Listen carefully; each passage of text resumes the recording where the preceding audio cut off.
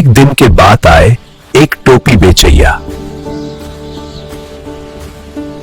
टोपी के गट्ठर धर के जंगल के रद्दा ले जात रहीस। गर्मी बहुते रहीस।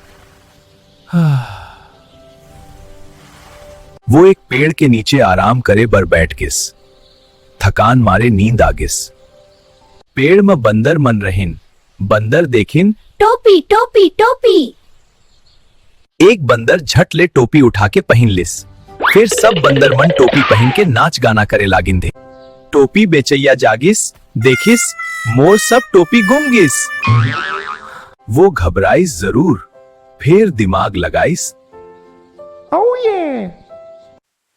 वो अपन टोपी उतार के जमीन में फेंक दिस।